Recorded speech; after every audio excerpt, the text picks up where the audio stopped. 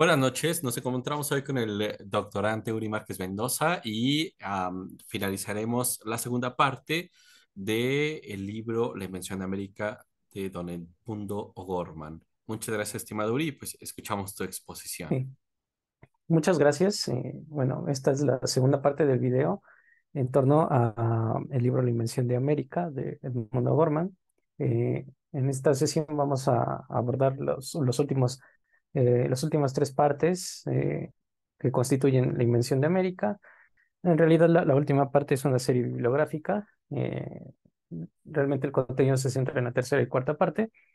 En la tercera parte, dando continuidad a lo que O'Gorman había planteado en la segunda, que es una investigación en torno a la idea historiográfica de la invención de América frente al descubrimiento de América. Y bueno, en esta tercera parte, de manera muy sugerente, O'Gorman nos trata de indicar hacia dónde va la tesis que quiere plantear, ¿no? Y bueno, por eso coloqué aquí al principio de todo la cita, él lo hace a modo de epígrafe, que coloca en la tercera parte, que, bueno, trata este, sobre el proceso ontológico al cual él quiere concluir, ¿no? Bueno, la cita es solo lo que se idea, es lo que se ve, pero lo que se idea es lo que se inventa. Una cita de Heidegger. A este respecto, es pertinente recordar una buena observación de Nietzsche. Nos dice, la originalidad, dice, consiste en ver algo que aún no puede nombrarse a pesar de estar ya a vista de todos. Según esté generalmente constituida la gente, el nombre es lo primero que hace visible una cosa. Las personas originales han sido también en su mayoría las que imponen nombres, ¿no? Esta cita toma de la Gaia Ciencia, y que, bueno, remite ambas, la de Nietzsche y la de Heidegger, a condiciones ontológicas que se fincan, como ya lo hemos abordado, en la materia de segundo genérica, ¿no? Y una suerte de reduccionismo a esa materia, en la que O'Gorman nos trata de llevar o de conducir no solamente en lo que se refiere a la condición historiográfica o el proceso historiográfico, sino a lo que constituye en sí la disciplina histórica, ¿no? Y para él este es un ejemplo de lo que debe ser el procedimiento nociológico de la historia, ¿no? Y bueno, va más allá, ¿no? No solamente el procedimiento nociológico, sino la constitución ontológica misma de la historia, ¿no? Em, bueno, inicia retomando, como señalaba, aspectos de la segunda parte que se refieren a los viajes de Colón. Y bueno, en esta tercera parte es básicamente una serie de investigaciones que nos remiten a a lo que aconteció en 1492, a fechas posteriores, o sea, los viajes posteriores de Colón hacia América, y no solamente de Colón, sino de otros navegantes que O'Gorman rescata para contraponer, ¿no? Los puntos de vista, las tesis que cada navegante, incluido Vespucci, por cierto, manejaban, y a partir de ahí, pues, de notar que en efecto había un proceso de invención de América, ¿no? Que, bueno, va a concluirse hasta el año 1505, cuando el término América ya aparece por primera vez en una carta geográfica. Nos dice, los viajes de Colón no fueron ni podían ser viajes a América, porque la interpretación del pasado no puede tener, como las leyes justas, efectos retroactivos. Afirmar lo contrario, proceder de otro modo, es despojar a la historia de la luz con que ilumina su propio devenir y privar a las hazañas de su profundo dramatismo humano, es decir, de su entrañable verdad personal. A diametral diferencia, pues, de la actitud que adoptan todos los historiadores que parten con una América a la vista, ya plenamente hecha, plenamente constituida, nosotros vamos a partir de un vacío, todavía no existe América, ¿no? Los guiones, pues, indican esta condición ontológica que acabo de mencionar, pero ligada a la segunda parte, o a las conclusiones que O'Gorman dio en la segunda parte, referente a la investigación la investigación de corte historiográfico, del proceso de descubrimiento, como lo llama, entre comillas, pero para él invención de esta parte, de esta de esta cuarta parte del Orbis Terrarum, ¿no? Y bueno, no solamente esta condición ontológica es relevante para O'Gorman en la labor histórica, que hay que señalarlo, ¿no? Forma parte de digamos, como ya lo habíamos también señalado en el primer video, eh, de la columna vertebral que constituye todo el texto, sino también de una condición que bueno, por lo menos nos debería llamar la atención para una tarea reflexiva, bueno, que convendría mucho reflexionar, que se refiere básicamente a a la propia investigación historiográfica, ¿no? Porque de qué modo Gorman nos va conduciendo, ¿no? A través de de estas aclaraciones ontológicas que él lleva a cabo, si no es a través de esa propia investigación historiográfica, ¿no? Y qué tipo de investigación historiográfica está llevando a cabo, ¿no? Y bueno, aquí eh, paso a la siguiente lámina. Mm, Nos señala un punto interesante que tiene que ver con las hipótesis no experimentales, es decir, la base de la investigación historiográfica que está llevando a cabo Gorman parte del planteamiento de que hay hipótesis, bueno, que por supuesto conllevan tesis centrales que ya se habían dicho en la segunda parte, ligadas a una cuestión como le domina de idea vigente o de una cultura científica específica ligada al Renacimiento, pero aquí aterrizada bajo el nombre de no experimental, ¿no? Hipótesis no experimental, que conduce a una suerte de historicidad de las ideas deductivas del proceso colombino, ¿no?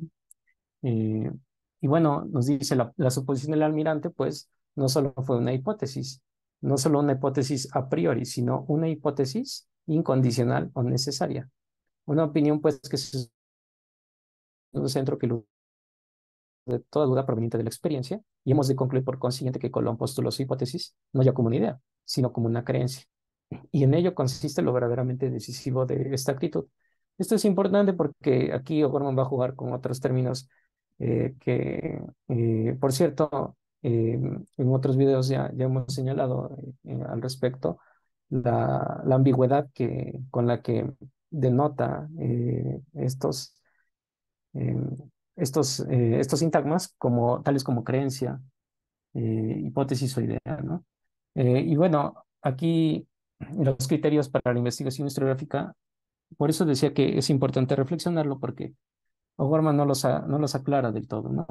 O sea, postula conceptos o una suerte de conceptos que son propios de del sujeto operatorio, eh, es decir, del historiador en este sentido, que supone que había unas condiciones volitivas, desiderativas o cognoscitivas referentes a un sujeto pretérito, ¿no? En este caso, los navegantes, y no solamente Cristóbal Colón.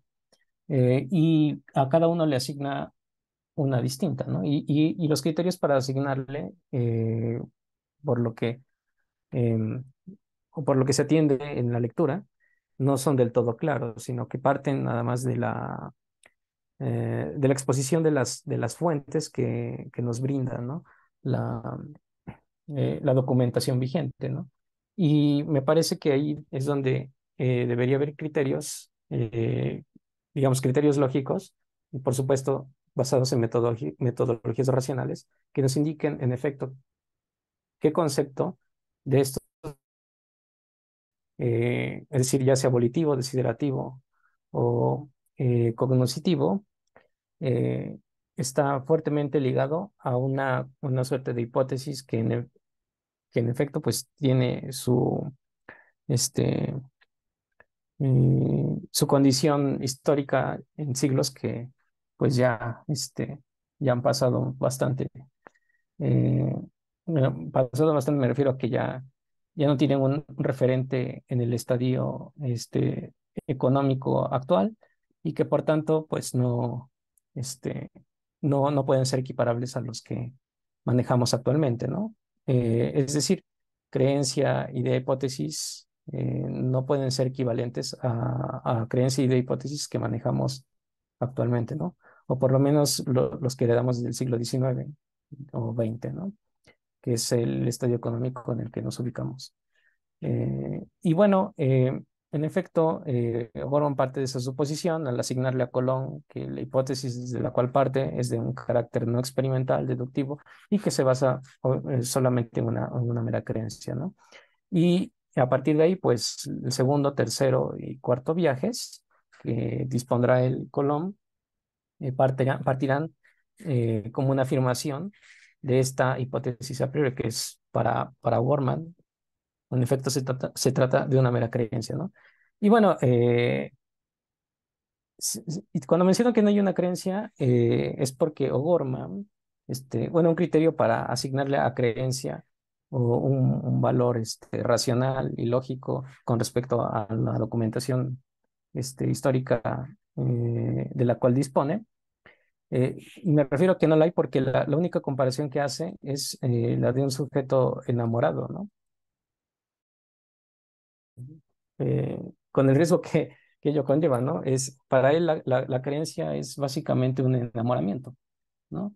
Y pone, de hecho, en el tercer capítulo un ejemplo sobre la condición de un hombre enamorado, y a la cual el amigo le dice que está mal, y pero en su condición de enamorado, pues no puede vislumbrar más allá, ¿no? De esa condición meramente subjetiva que lo conlleva a creer que, en efecto, la mujer de la cual está enamorado es la ideal, ¿no?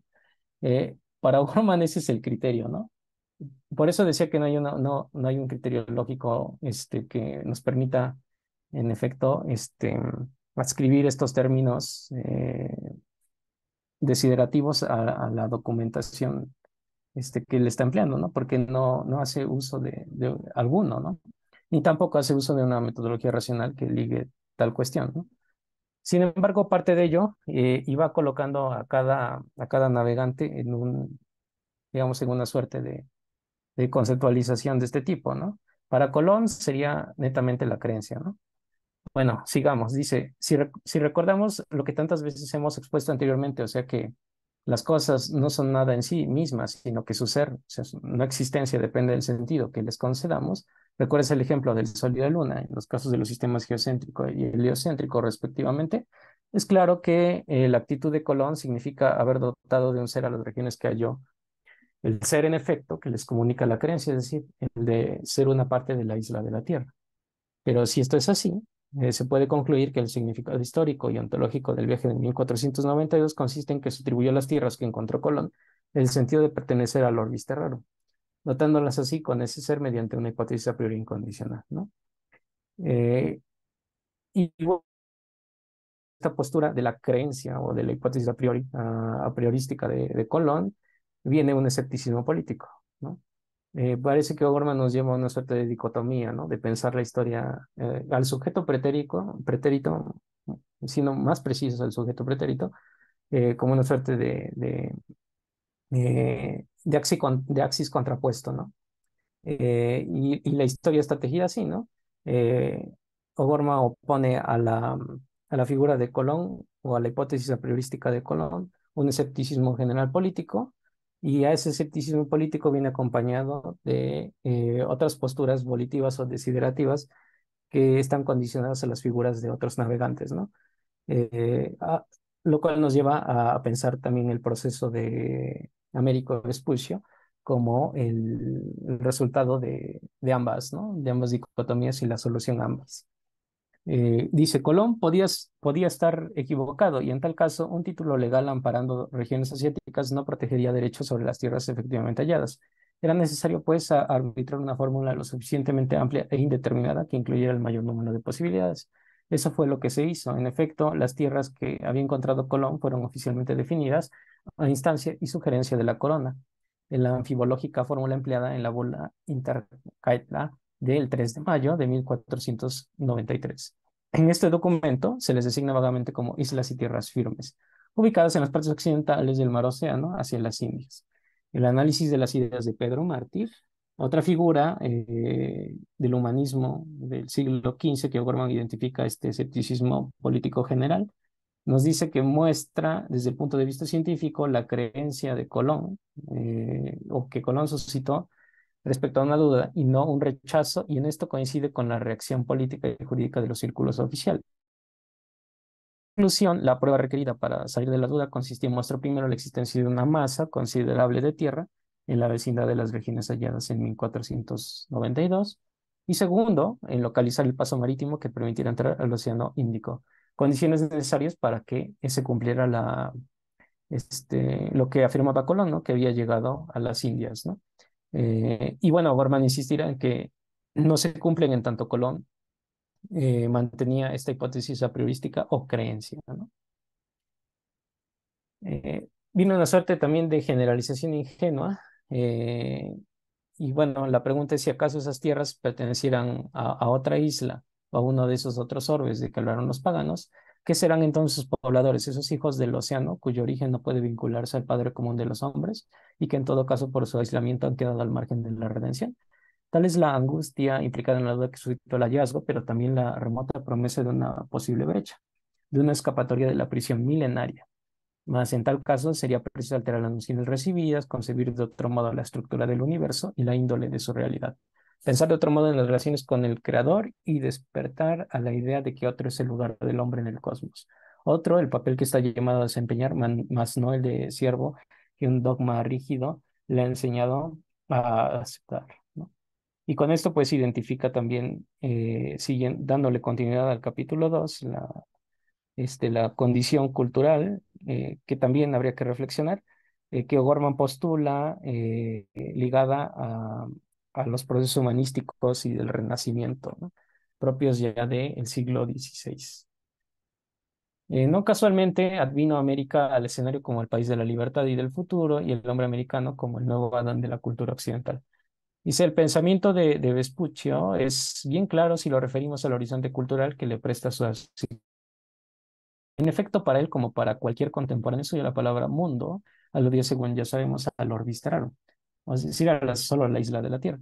O sea, aquella porción del globo que comprende Europa, Asia y África, y que le había sido asignada al hombre por Dios para que pudiera en ella, con exclusión de cualquier otra parte, habitar. Es así, entonces, que si a Vespuccio le pareció lícito designar a los países recién explorados por él como un nuevo mundo, y lo pone entre comillas porque eh, eh, se refieren en efecto a la idea o a la hipótesis que postulaba Vespuccio en su viaje, eh, es porque los concibió, según ya los había concebido hipotéticamente antes Cristóbal Colón, como uno de esos orbis alterius admitidos por los paganos, pero rechazados por los autores cristianos en cuanto que podían implicar una inaceptable y herética pluralidad de mundos. Contrario, pues, a cuanto se ha venido afirmando y repitiendo en la hipótesis de Vespuccio, no debe verse la genial y sorprendente intuición de América, según ha querido entenderse. Lo que pasó fue que, ante la imposibilidad empírica de seguir explicando como asiáticas las tierras que exploró y advirtiendo, por lo tanto, que estaban en presencia de una entidad geográfica desconocida, Vespuccio recurrió a un concepto ya empleado antes por el almirante en parecida coyuntura, y que, bueno, por supuesto, en parecida coyuntura se refiere al recorrido que O'Gorman ya hizo antes, en esta tercera parte, a los 4 viajes de Colón. En específico se refiere a la segunda eh, bueno, en específico a la segunda y siendo más preciso a la tercera, cuando Colón se encuentra frente a las aguas de lo que hoy es mm, lo que es la zona de irrigación de Venezuela, cercana a Venezuela, todo Venezuela, y cercano ahí, Colón creyó haber llegado a una zona que no se podía identificar con Asia, ¿no? Entonces, para O'Gorman, como Colón tenía que defender su creencia, es decir, su suerte de hipótesis a priorística, postuló que se trataba de el paraíso, ¿no? Y por tanto modificó la noción, o más bien trajo a colación la noción que ya estaba en el libro de Esdras, de la forma planetaria o la morfología planetaria como una suerte de seno, ¿no? O como una suerte de pera, ¿no? Eh, y bueno, aquí nos dice Vespuccio recurrió a un concepto ya empleado antes por el almirante y que como él también abandonará por ser una solución inaceptable, como veremos en su oportunidad. Vespuccio, pues, a diferencia de Colón, concibió la existencia de un nuevo mundo a pesar y en contra de su hipótesis anterior. Vemos entonces que la explicación del nuevo dato empírico, o sea, la existencia de una masa de tierra firme austral, no está condicionada, como le acontece a Colón, por la idea previa de que las tierras halladas antes pertenecían a Asia, sino que es independiente de la verdad o falsedad de esa idea. Se trata, pues, de una hipótesis con fundamento a posteriori. Así, la necesidad empírica que obligó a Vespuccio a suponer que la masa de tierra firme que exploró no podía ser asiática, no implicó nada respecto a la masa de tierra firme septentrional, de la cual Colón, por supuesto, este, siguiendo a Gorman, estaba convencidísimo, ¿no? Por eso los dos propósitos de Colón, ¿no? De dar un paso hacia el Océano Índico, que indicara, en efecto, que confirmara las hipótesis de Marco Polo. Esa era una, ¿no? Y la otra cuestión es también las referencias obligadas que daba Marco Polo, toda la condición continental de Asia, ¿no? Y bueno, para Vespuccio no se trataba de eso, ¿no? ¿Por qué? Porque O'Gorman está convencidísimo de que Vespuccio, a diferencia de Colón, no partía de la creencia, sino que partía de una hipótesis, como se señaló, de una hipótesis a posteriori. Es decir, ya era copartícipe del proceso renacentista que se daba en Italia. Y esto porque en el primer viaje que hace Vespuccio eh, con gente de Portugal, y el viaje que partió, por cierto, del Cabo Buena Esperanza, eh, hay documentación que refiere, o documentación epistolar que refiere a un intercambio de ideas sobre las distancias de lo que iba a explorar Vespuccio con, con los Medici, ¿no? Entonces, esto pues ya le permite postular, digamos, a Bormann que la condición volitiva y cognoscitiva de Vespuccio era completamente distinta a la de Colón, ¿no? Podemos concluir entonces que la hipótesis de Vespuccio contiene en sí la posibilidad de trascender la premisa fundamental, la supuesta excesiva longitud de la isla de la Tierra, que venía obligando a identificar las tierras halladas con litorales asiáticos, puesto que canceló como necesario el supuesto del paso al Océano Índico, donde venía dependiendo la validez de su identificación. Y bueno, dejando de lado esta cuestión meramente eh, ideática, o sea, referida a, a las hipótesis a priorísticas y a posteriori de ambos navegantes, también algo que nos deja O'Gorman para reflexionar es la condición política. Y bueno, en eso habría que también, porque es poca la documentación que nos ofrece en este libro, sin embargo, sí la señala O'Gorman en lo que se refiere a las cuestiones geopolíticas, ¿no? En las cuales los dos navegantes, por supuesto, eran partícipes, ¿no? Y cada uno con un proyecto geopolítico distinto, ¿no? Vespuccio en la búsqueda de ser, que por cierto, años después Magallanes va a continuar esta idea de Vespuccio, ¿no? De circunnavegar todo el globo. En cambio, la idea de Colón era distinta, ¿no? Que políticamente hablando, pues buscaba otro tipo de intereses ligados a al imperio hispánico, ¿no? Y bueno, tenemos las consecuencias de la empresa de Vespuccio.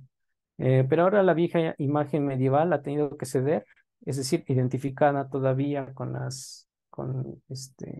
en la figura del almirante Colón, en que ceder ante las exigencias de los datos empíricos, que por cierto Colón ya tenía, pero que no, según O'Gorman no veía por la misma cuestión eh, de creencia que manejaba él, e ir incapaz ya de admitirlos con una explicación satisfactoria, y surge la necesidad de conceder un sentido propio a esa entidad que allí está reclamando su reconocimiento y un ser específico que la individualice.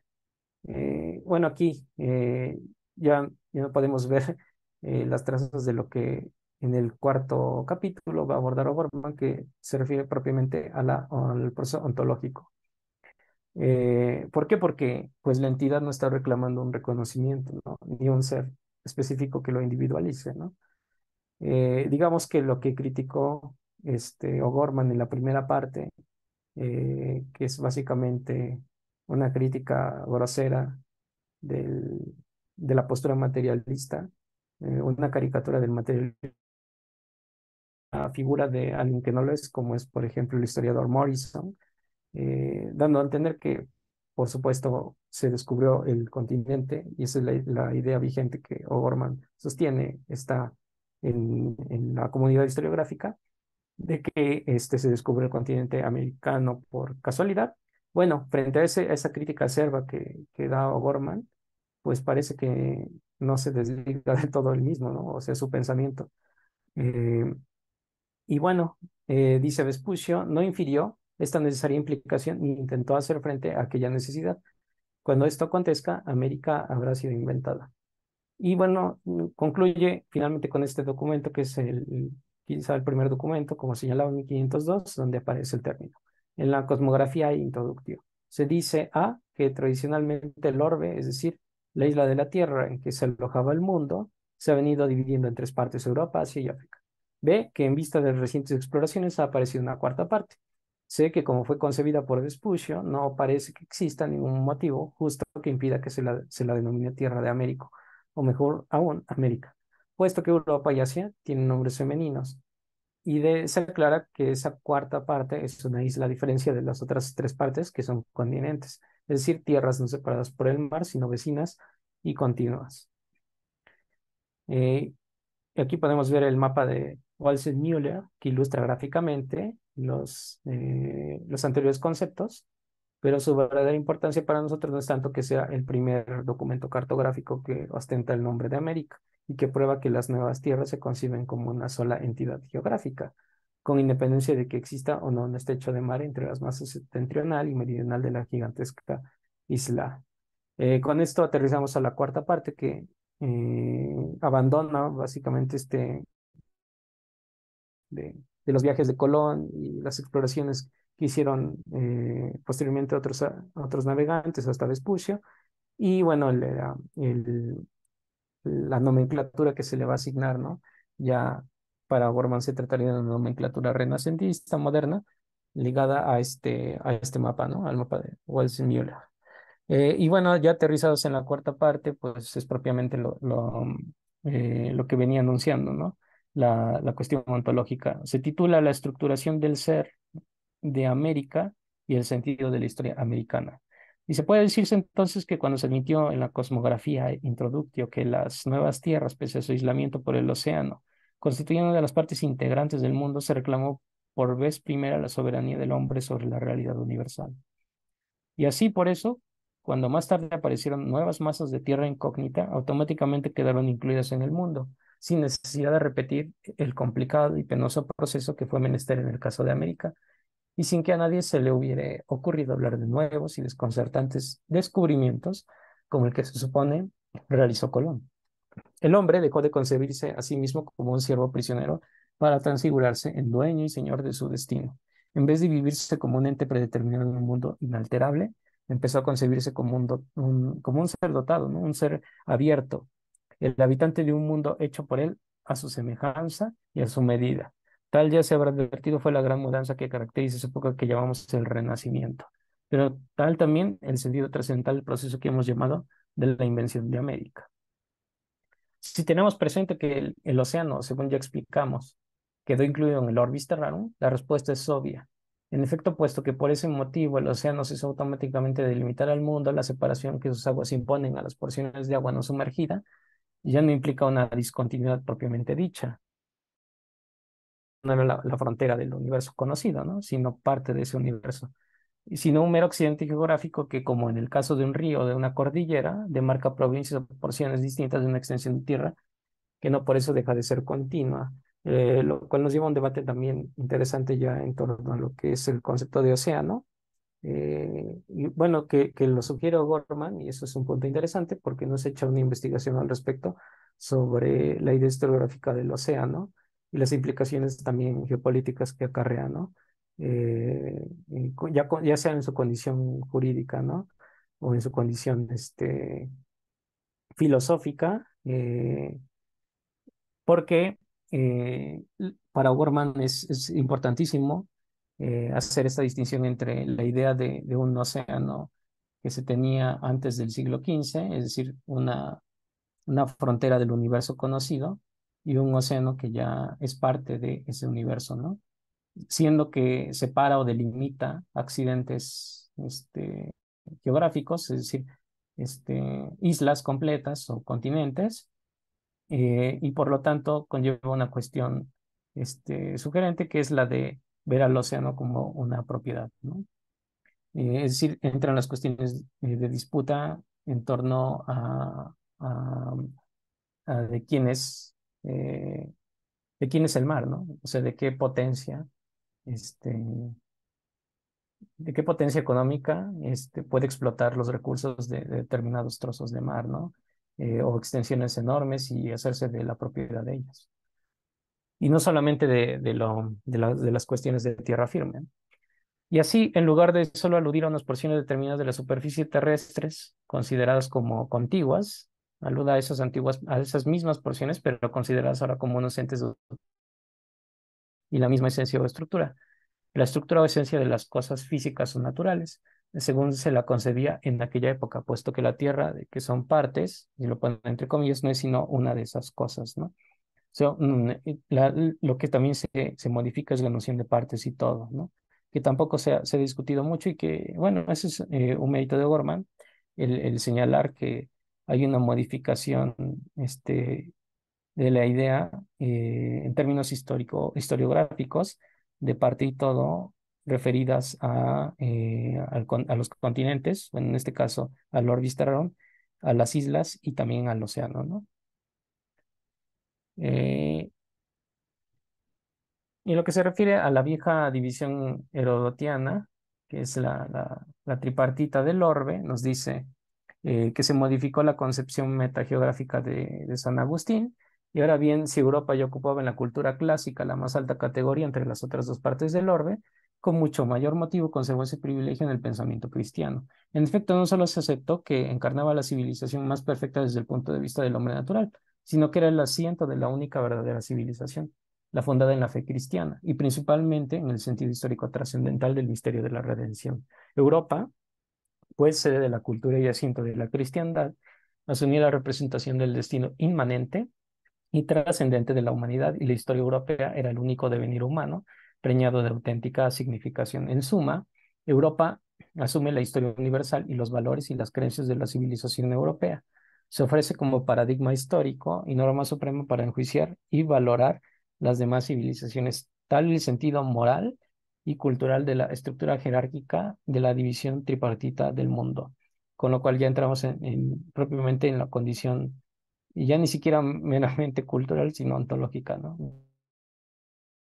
Pero cuando se aceptó por fin que se estaba en presencia de una masa de tierra separada de la que alojaba al mundo, masa que, sin embargo, quedaba incluida en él, fue necesario suponer a priori, como lo supuso San Agustín respecto a los monstruos, que sus habitantes eran hombres. De otro modo, se pondría en crisis el dogma de la unidad fundamental del género humano. Era necesario, sin embargo, dar apoyo empírico a esa suposición y mostrar que, pese al desconocimiento en que estuvieron esas tierras y a todos los impedimentos geográficos, esos hombres descendían del tronco común de la pareja original.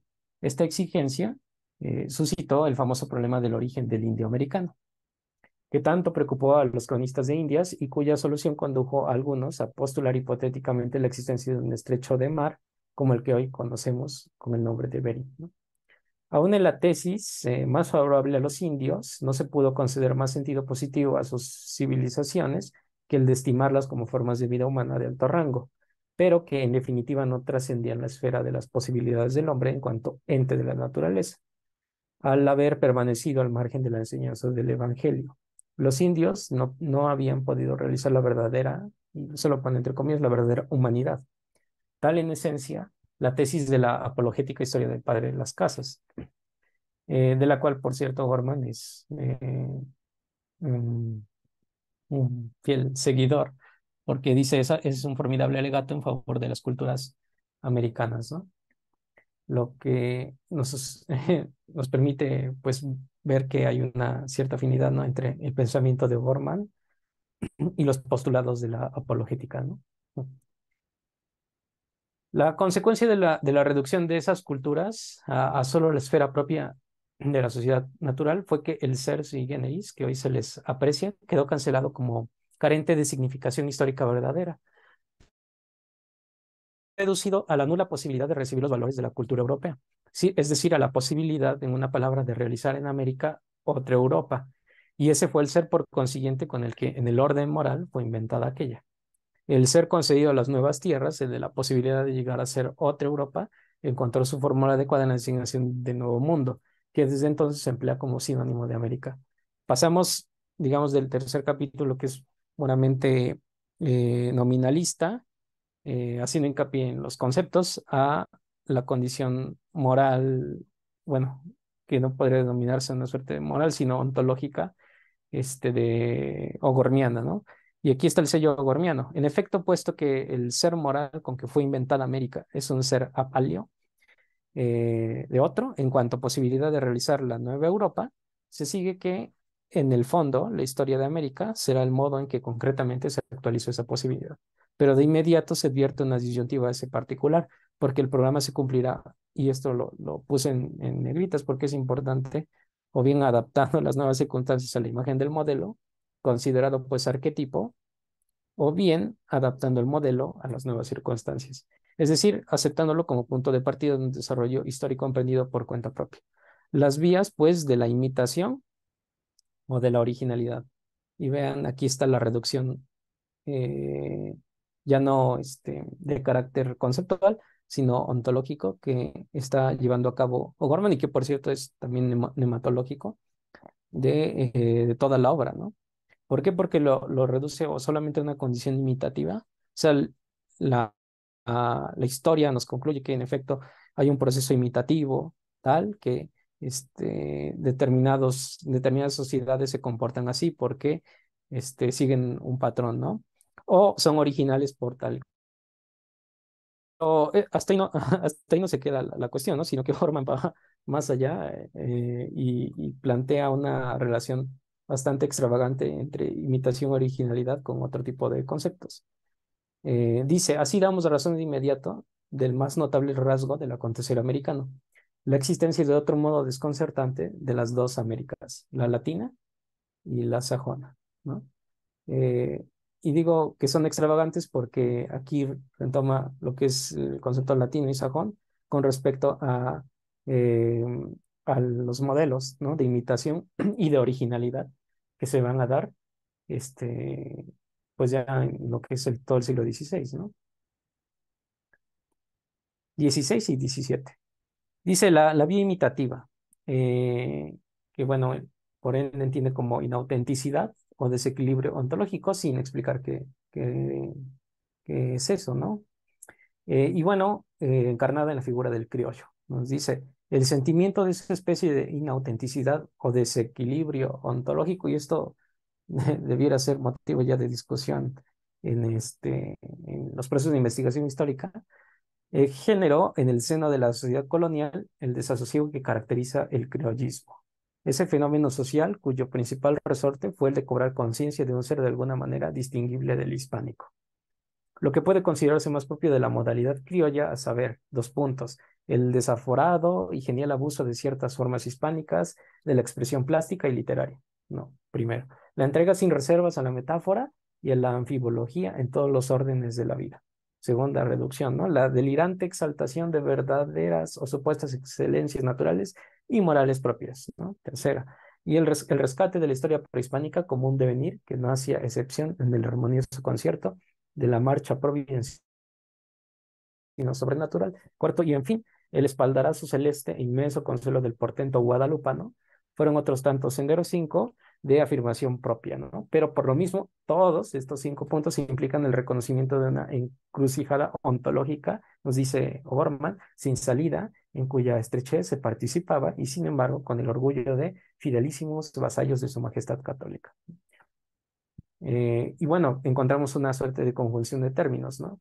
Nos dice Gorman, no debe confundirse la independencia. Bueno, esto lo señalo a propósito de lo que él dice, ¿no? No debe confundirse la independencia política, ni la económica y tecnológica, ni todas juntas con la independencia ontológica que presupone un desarrollo original y autónomo. Y puse en negritas porque él menciona ese término, ¿no? De independencia ontológica. Y bueno, entre extravagancias conceptuales nos encontramos con esta, ¿no? Porque si bien podría considerarse ya como una suerte de propuesta este, eh, de él, ¿no? De O'Gorman, ¿no? La de independencia ontológica, ¿no? La de inautenticidad o autenticidades ligadas a las condiciones que él denomina culturales. Bueno, debería haber también, como insistía al principio de esta sesión, los criterios racionales que nos permitan este, conocer por qué un término como independencia, que es propiamente de del apartado social, sociopolítico, digamos, se tiene que, se tiene que ver junto con la cuestión ontológica, que es pues filosófica, ¿no? Eh, ¿Acaso no estamos ante un grado, y eso es lo que me pregunto, ante un grado de abstracción poco claro por parte de O'Gorman, ¿no? En el diseño lógica o puede haber dependencia ontológica. Bueno, dice él, ahora veamos la vía original, ¿no? Y vean esta suerte de hematología, porque también está implícito, ¿no? Ahora con la vía original nos va a hablar de autenticidad ontológica, ¿no? Y el ejemplo histórico son las 13 colonias, no el criollo. ¿No? Dice, esa otra América, pues, donde el modelo europeo se había transfigurado en un nuevo orden social y cuyo protagonista era ese nuevo tipo de hombre histórico, a quien seguramente no por capricho se le conoce y reconoce como el americano por antonomasia. La América anglosajona alcanzó las más altas cumbres del éxito histórico que solo puede negar o regatear la pasión dictada por esa especie de resentimiento agudo que Max Schiller calificó de existencial. En la medida en que se fue penetrando y ocupando el inmenso continente, las viejas formas de vida importadas de Europa, las jerarquías sociales, los títulos nobiliarios, los privilegios de clase y muy particularmente los prejuicios contra los hallados oficios mecánicos y las labores agrícolas, fueron cediendo para engendrar nuevos hábitos y establecer bases no ensayadas antes de la vida comunitaria, ¿no? O sea, porque se partió casi casi de ex nihilo y entonces positivo, ¿no? En pocas palabras, esa es la nematología, ¿no? En cambio, el otro no, porque había civilizaciones que pesaban y entonces por eso se optó más por la vía imitativa, ¿no? Para mí se trata de una suerte de maniqueísmo, ¿no? Cierto que a semejanza de la otra América, todo se inició por un trasplante de creencias, costumbres, sistemas e instituciones europeas, nos dice Gorman, pero no lo es menos que a diferencia con aquella, muy pronto se generalizó un proceso de transformación alentado por el sentimiento de que las nuevas tierras no eran un obsequio providencial para aumento del poder y de la riqueza de la metrópoli, sino la oportunidad de ejercer sin los impedimentos tradicionales la libertad religiosa y política curso al esfuerzo y al ingenio personales. En contraste violento con los ideales señoriales y burocráticos de los conquistadores y pobladores españoles, ¿no? Empeñados en obtener privilegios, premios, encomiendas, empleos, y bueno, donde los hombres de la otra América elevaron a valores sociales supremos la libertad personal y el trabajo, refiriéndose a los anglosajones, y en vez de organizar como sistema la explotación de los nativos y de conformarse con cosechar riquezas de Dios, las había sembrado, se esmeraron en crearlas, arrasando bosques, cegando pantanos y en general transformando lo inútil en útil, lo yermo en fructífero y lo inhóspito en habitable. Como ejemplo, tomé esta referencia bibliográfica de la quinta parte del libro que corresponde a las notas y las referencias, porque pues ilustra muy bien el pensamiento de O'Gorman, ¿no? Y que podríamos pasar por alto, ¿no? Porque se encuentra pues ya hasta el último. Dice, el contraste entre las dos Américas que hemos diseñado resalta con claridad meridiana en la comparación de dos textos de finales del siglo XVIII. Nos referimos a, primero, la representación que hizo la Ciudad de México al rey don Carlos III en 1721 sobre que los criollos deben ser preferidos a los europeos en la distribución de empleos y beneficios de estos reinos. Y el segundo documento, las cartas de un granjero americano de 1782, escritas por el colono francés de Michel Guillain de Rebecca. Es notable una frase de la representación, o sea, la prensa que hizo de la Ciudad de México, donde se dice que los criollos no tienen más recurso que sustentarse que el de los empleos públicos y que los oficios mecánicos no se compadecen con el lustre del nacimiento. Y del texto de Rebecca puede decirse, en cambio, que es una apología de la dignidad de sus oficios y de las labores agrícolas. Eh, Desemboca toda esta suerte de maniqueísmo, ambigüedades y por supuesto extravagancias conceptuales desembocan, que por cierto contrastan muy fuerte repito, con la segunda y tercera parte, que es una investigación historiográfica y hasta cierto punto histórica muy bien hecha por parte de Gorman. Bueno, desembocan en esto, ¿no? En una prescripción terminológica. Más que insistir en un viejo, nos dice, y en un nuevo mundo, debe decirse que surgió una nueva entidad que puede llamarse Euroamérica, y respecto a lo cual el océano de la geografía antigua sufre su última transformación al quedar convertido en nuevo Mare Nostrum, el Mediterráneo de nuestros días, ¿no? La conclusión es que, bueno, para mí, Edmundo Gorman está a favor de la postura anglo-germánica y por eso la afilia también con respecto a la apologética. La historia de esa América es sin duda de cepa y molde europeos, pero por todas partes y en todos los órdenes se percibe la huella de un sello personal y de la inconformidad con la mera repetición. Y allí está como imponente ejemplo su constitución política europea en la doctrina, pero al mismo tiempo atrevida y original aventura de un pueblo con legítimos derechos a la autenticidad histórica. Entre todos los proyectos de vida que se han imaginado y ensayado a lo largo de la historia universal, ese programa es el único con verdadera posibilidad de congregar a todos los pueblos de la Tierra bajo el signo de la libertad. Que el alcance de esa meta implica un recorrido de violencia, fíjense lo que dice, un recorrido de violencia e injusticias, que durante él se corre incluso el riesgo de un holocausto atómico, no debe impedir la clara convicción acerca de la autenticidad de aquella suprema posibilidad histórica. O sea, ¿qué posibilidad histórica puede haber si desembocamos en un holocausto atómico? Pero bueno. Y me parece que esa es la conclusión, porque de hecho ese es el final del libro y esa es la conclusión. Esa es la conclusión de Overman de todo, es esta, ¿no? Y bueno, yo con eso cierro, ¿no? No sin antes también señalar que debe discutirse a la luz también de la problemática de la leyenda negra, ¿no? Que por cierto hay una serie de trabajos e investigaciones que se han hecho en torno a ello, ¿no? Y bueno, ya con eso cierro. Perfecto, estimado Uri.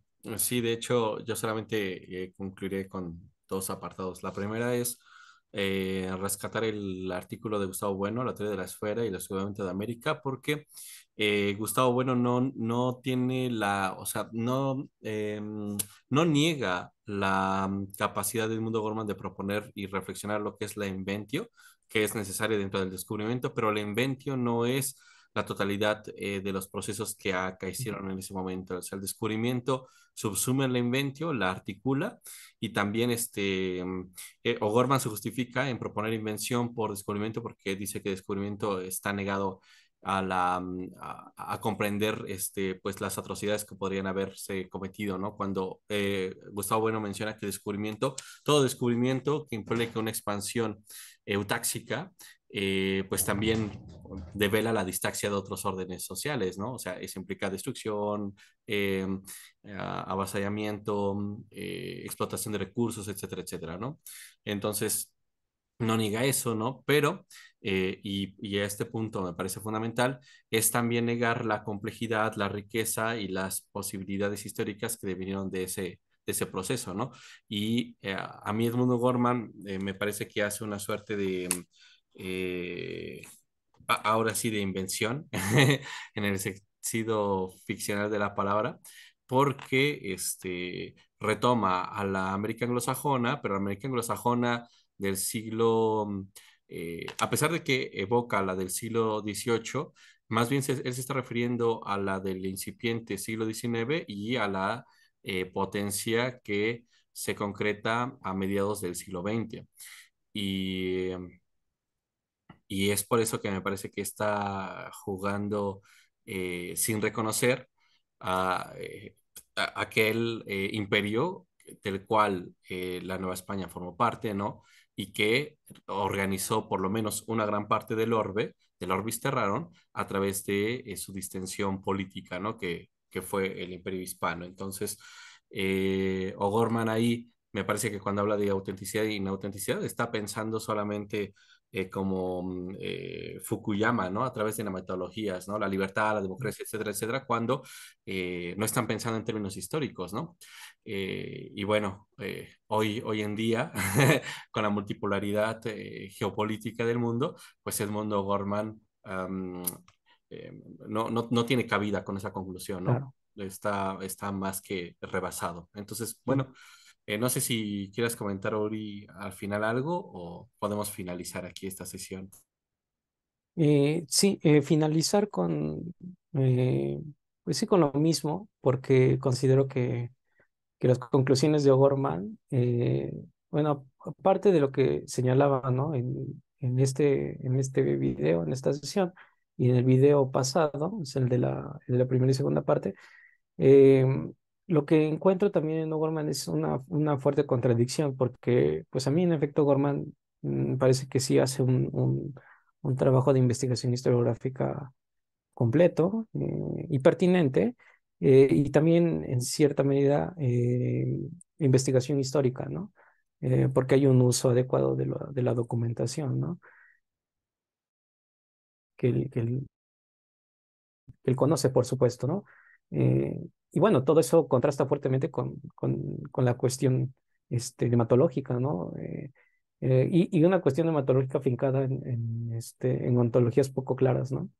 Como puede ser la que citaba al principio, ¿no? O sea, los referentes filosóficos de él, ¿no? Que son Heidegger, Schiller, ¿no? Nietzsche, ¿no? Para él son los referentes que lo van a guiar ahora sí como él señalaba para el caso de Cristóbal Colón y los demás navegantes, ¿no? Y quizá por eso también les postula o les adscribe esos conceptos que señalaba, ¿no? Volitivos, desirativos y cognoscitivos a ellos, porque quizá a lo mejor también se identifica él con una hipótesis este, de ese tipo, ¿no? O sea, es decir, parte también de una hipótesis ontológica para explicar la condición histórica. ¿Por qué? Porque tampoco está pensando en una teoría de la historia, ¿no? Y esto es importante, hay que señalarlo, ¿no? O'Gorman no está haciendo aquí una teoría de la historia. No está planteando una historiología para la comprensión de los procedimientos nociológicos y de la propia disciplina histórica, ¿no?